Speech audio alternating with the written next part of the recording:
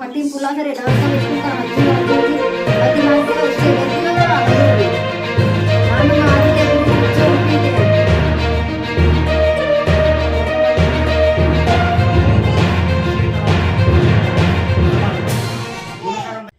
నమస్తే, welcome to మన మన్యం media news. AP సర్కార్ ఆదేశాల మేరకు రాష్ట్రంలో అన్ని జిల్లాల పాఠశాలల్లో ఉపాధ్యాయుల తల్లిదండ్రుల సమావేశాలు ఏర్పాటు చేశారు. ఈ తల్లిదండ్రుల ఆత్మీయ సమావేశాలు ఏజెన్సీ మారుమూల గ్రామాల్లో కూడా ఘనంగా జరిగాయి. దీనిలో భాగంగా అల్లూరి సీతారామరాజు జిల్లా పాడేరు మండలంలోని జోడిమామిడి గ్రామంలో శనివారం నాడు ఉపాధ్యాయుల పాఠశాల తల్లిదండ్రుల ఆత్మీయ సమావేశం నిర్వహించారు. ఈ సమావేశం పాఠశాల హెడ్ మాస్టర్ కె విజయకుమార్ ఆధ్వర్యంలో నిర్వహించారు. కాకపోతే ఇంకో విషయం చెప్పడం మర్చిపోయాను. నేను ఈ స్కూల్లో ఎప్పుడు అడ్మిట్ అయ్యానంటే 2020 వల్ల చాలా మంది ప్రాణాలు పోయింది కదా, చాలా మంది. ఆ టైంలో ఏంటంటే ఈ సమావేశం పాఠశాల హెడ్ మాస్టర్ కె విజయకుమార్ ఆధ్వర్యంలో నిర్వహించారు. ఈ నేపథ్యంలో పిల్లల తల్లిదండ్రులతో పిల్లల యొక్క ప్రగతి, భవిష్యత్ కోసం చర్చించుకున్నారు. అలాగే టెస్టులో మంచి మార్కులు సాధించిన పిల్లలకు బహుమతులు అందించారు.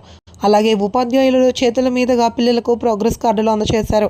ఈ సందర్భంగా ఉపాధ్యాయుడు విజయకుమార్ మాట్లాడుతూ, ఈరోజు ఇంతమంది పేరెంట్స్తో ఈ సమావేశం నిర్వహించడం మాకు చాలా సంతోషంగా ఉందన్నారు. అదేవిధంగా విద్యకు సంబంధించిన కొన్ని సలహాలు, సూచనలు పిల్లల తల్లిదండ్రులకు ఇచ్చారు. అలాగే పిల్లల తల్లిదండ్రుల చేత మాట్లాడించారు. అలాగే తల్లిదండ్రుల సమావేశంలో హాజరైన పిల్లల తల్లిదండ్రులకు పిల్లలతో పాటు ప్రేమ విందు ఏర్పాటు చేశారు.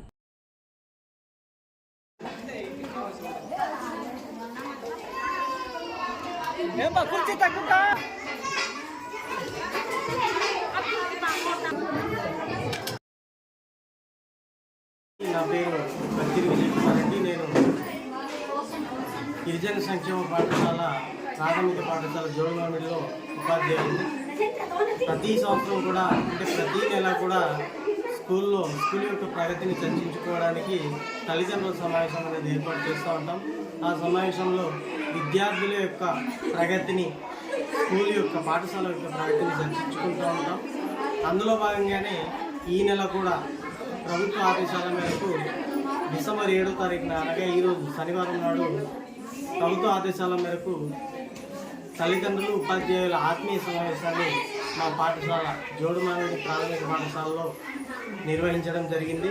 గ్రామస్తులందరూ, తల్లిదండ్రులందరూ కూడా పాల్గొన్నారు.